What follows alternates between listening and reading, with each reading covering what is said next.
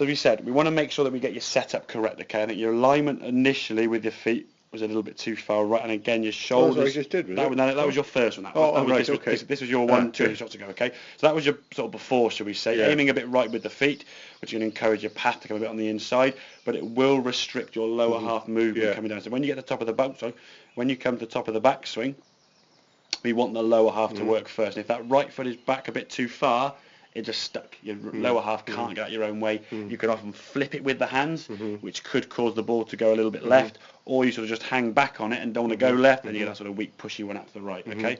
If we can just make sure, especially in practice, put a club on the ground there, sort of give us a guide, and we can see your feet now a lot more lined up. Everything now is aiming more towards your target, give you a better chance. Takeaway now is looking great. Club's going back nicely with the body, nice in line there with the green lines we can see. Top of the backs, and like I said, your arms are a little bit lower, but that for me is more of a tendency. It's certainly higher than it was, and that's more of a characteristic for you, okay? If we can get them a little bit higher, great, but I wouldn't worry about it too much at the moment because we're hitting the ball quite well from that position. It's just focusing on that. If I clear What's these the lines. downside of that then? Well, that being a little bit low, a little bit flat will encourage more of that. Oh, okay. But that's not really a bad shot you suffer with. So no. if your bad shot is more that way, this is helping you eliminate the right shot slightly, okay? Right. As long as you're lined up square with your feet, and it's saying get the lower half now to unwind, so you see your knees and your hips now sort of twisting and rotating, bringing the golf club back down to that sort of hitting position where the hands now underneath your shoulders nicely, right arm's nicely tucked in, club coming in towards the golf ball, a little bit out to it, which is fine, which is why you get a gentle fade. But the club face now is able to square up, it's slightly close at the top.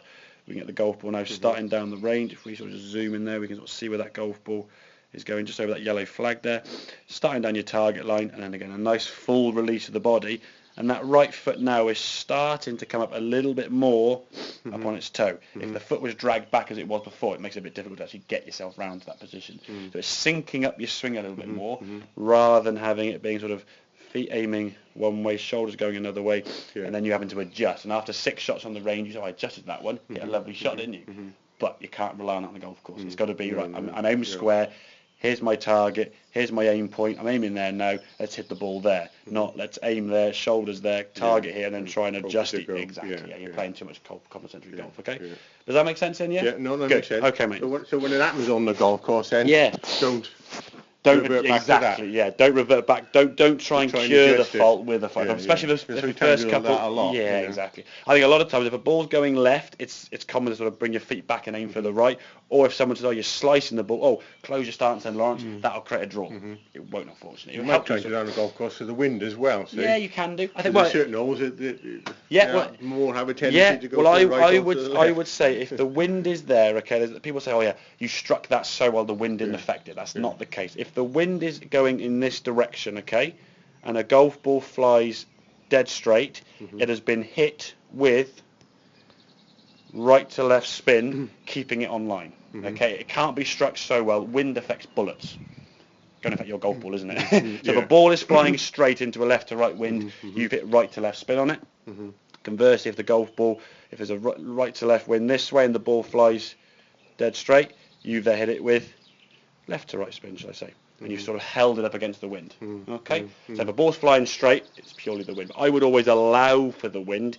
If the wind is off your left shoulder this way, and it's going this direction, and that's your target, I would aim left of it. And it's a straight shot. Let Mother Nature do its course. Don't try and fight it. Normally the wind's head on to you, on the button. Second tee, generally doesn't make a lot of difference. Third tee, it always goes off to the right. Exactly, which is why we're in the left-hand side, The fourth. But just play with play for the wind rather than fight it. Make sense? Yeah. Cool. Okay. Okay.